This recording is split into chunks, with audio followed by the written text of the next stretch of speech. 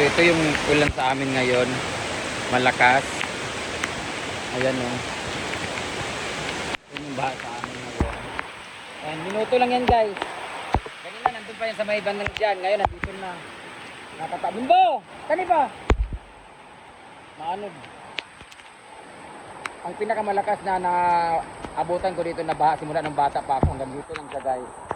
Hanggang lang talaga siya diyan. Sana wag nang umangat pa kasi tayo nang umaga pa tong ulan. So ito na yung baha siguro, di ba? Grabe talaga oh. Baha na naman sa amin, sobrang lakas ng ulan kanina pa to umaga. Ano na yung mga tulay?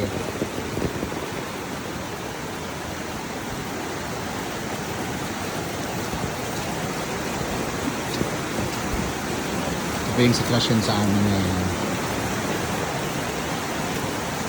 Pataas na yung tubig.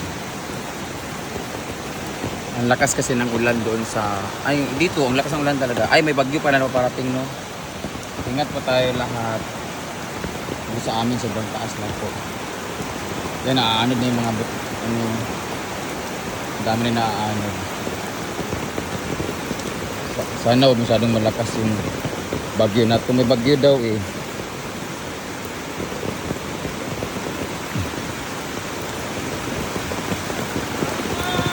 Ay.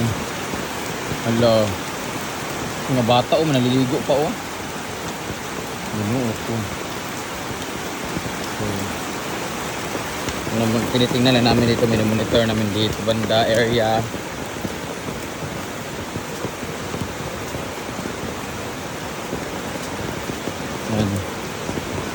Ito yung likod sa pool. Ito yung pool natin guys.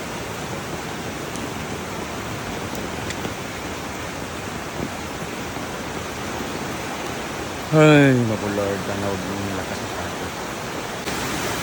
Wala, grabe na talaga oh. Wala, abot talaga din sa bahay nila oh. Lupa oh. Nababalita, Arjun TV. Grabe, ito yung pinakamalakas na nakikita ko. Boy, saan ka na yung mga bulak mo? Hoy, kung ano yung mga bulak kani be? Kani ba, ibang to? Kaya aabot na naman to kasi nung last time kasi inaabot to dito na anod. Yan yung tulay natin. Yan yung isa sa pinakamalakas. Ang bulak ba, isa ka na ito tanan, or din eh.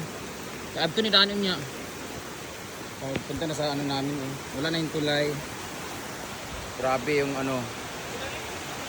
Oh. Iba talaga yung ano ngayon. Oh. Anod na. Ayan po yung saan natin. Dito naman yung sa farm. Yung tubig dyan oh. Grabe ang lakas. Oh, taas talaga. Ngayon pa lang yan. Ano na lang mamayang gabi. Yung bako. Ang lakas talaga oh. Lamba-lamba jud. Baka umabot yan ba?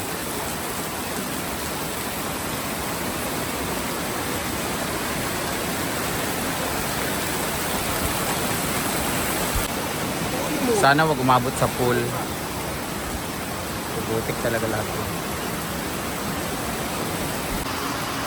Yun namang sa fish pan tsaka sa gulayan natin, lubog na rin.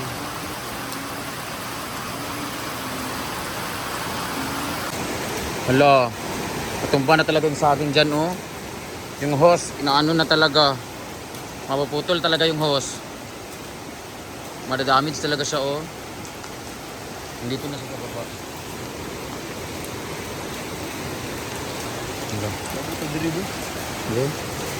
Masap. Ilamba-lamba na dyan siya oh. Ino ko. Taas kaayo. Napagawa pa kami ng waiting shed eh. Ta, Jidilo. Kuha niya. Bulak. Hala.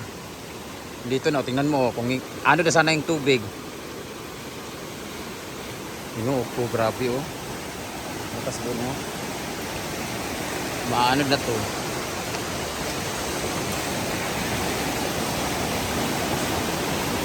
Willing ko mapuputol tong ano, kawayan.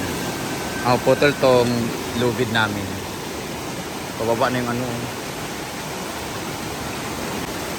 Dito naman nasa ano na sa unang palapag na hagdan.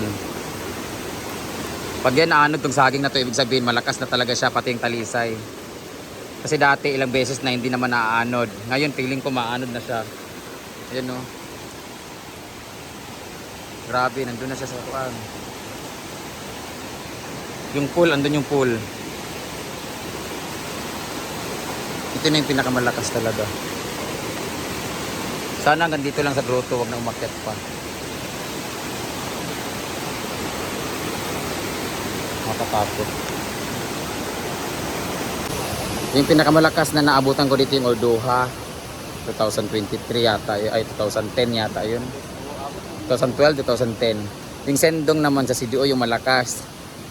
Yung Yolanda naman sa Leyte, pero yung Orduha sa amin 2012 pa yun. Ngayon na yung pinakamataas talaga. Never pa ito inabot dito, pero feeling ko nakakatakot ha. Parang aabutin. Huwag naman sana, Lord. Yun ako. Ito sa waiting area.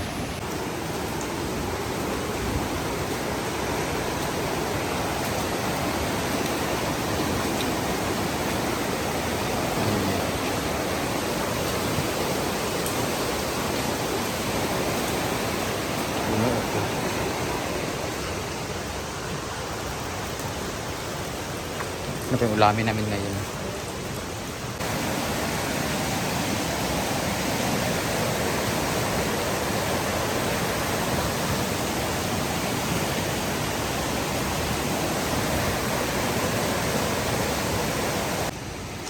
Dito naman sa pool, it's Monday, so nag-drain kami. Kaya yan lang yung tubig. So every Monday nag-drain kami. So ito yung tubig guys.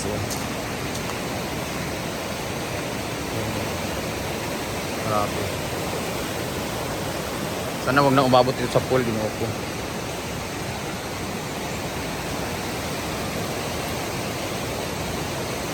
Taas na no.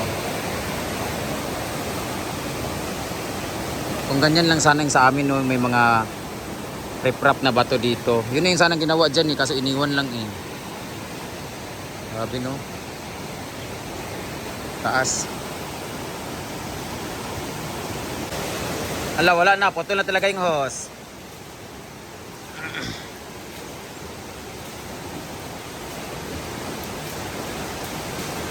No? Ala, yung balay na ni Jimmy. Nagpasukan na.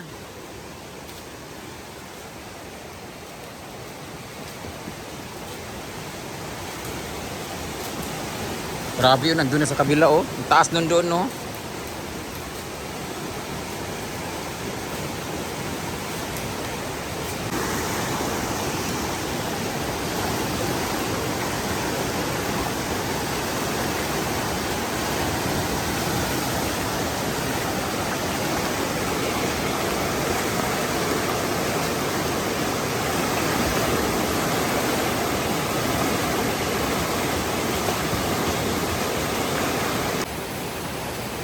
Thank you Lord, medyo bumaba-baba na siya kasi nakikita na yung saging oh. Medyo nag-subside na siya. At hindi na masyadong pumapalo yung hose. Dagan magkuharap. Mga silag mga uwang. Hala, ang kilo po oh. Kana din ba? Ay, pantat di ay. Hala. Naman ko na sila paspas kaya sila mga sa gilid pag ano.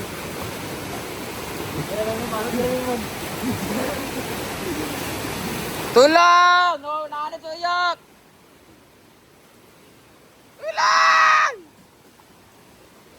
Si Uyok.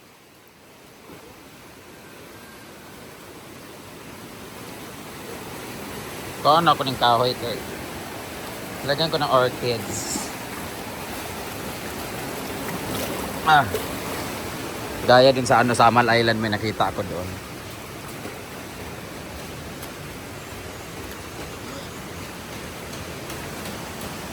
Ito na pala yung pinapagawa ko dito na waiting shed. Bodega to dati guys. Ginawa ko na lang siyang waiting shed kasi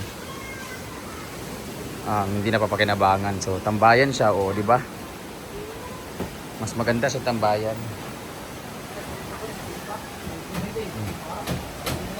Gia, okay ka lang dyan? Yan. Tapos, fish pan. Yan yung fish pan namin. At least maliwalas na oh. Gusto na patingnan. Dati kasi may nakalagay dito na bodega. Ngayon, kitang-kita na yung paligid. Ang ganda ng kawayan. Pero mas maganda yung abs si Tonton, guys. Pamain na lang po. Naigamisin sa imo ton. Napangutan na, magod sila. Pwede mo daw pa panday kung how.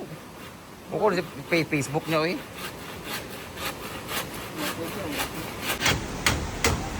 Ito na yung bago ko pinapagawa guys na waiting shed para kita-kita dito bodega to dati guys. May mga nagtatanong about kay Tonton sa magpapanday guys. Gusto mo magpadokdok sa iya ha. Alay, di lang gusto? Ang buto yun. Sa Facebook na mo ton. Mark Anthony Ledo. Mark Anthony Ledo sa mga gusto magpapanday sa iyo, magpadokdok, magpagabas. Yun po ang Facebook niya guys. Pero gusto nyo lahi yung dokdok guys, bahala naman sa inyong offer. Madokdokan mo siyang asawa. Hanapin nyo lang siya guys. Ito yung fish pan. Dami kasi nagpatanong daw. Yan. Diba maaliwala siya mas kita na dito. Cute niya oh. Tambayan ng mga tambay. Ito yung baba. Medyo bumaba na yung baba guys. Thank you Lord, medyo bumaba na talaga siya. Hindi na siya masyadong sana bumaba ka ulit pa. Yan o.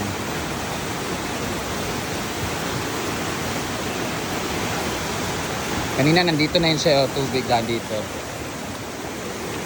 Ngayon wala na.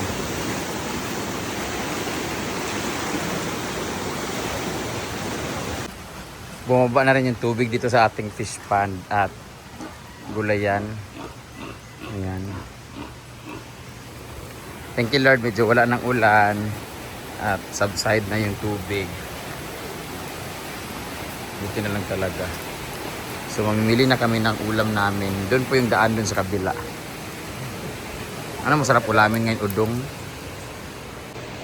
Ayan, magkakape na ako kasi medyo payapa na ang ilog konti. Nag-subside na siya. Prepare na kami ng dinner namin. Magsisinigang daw kami. Sakit ng lamunan ko sa friends. So, sana bumaba na talaga yung tubig. Ingat pang lahat.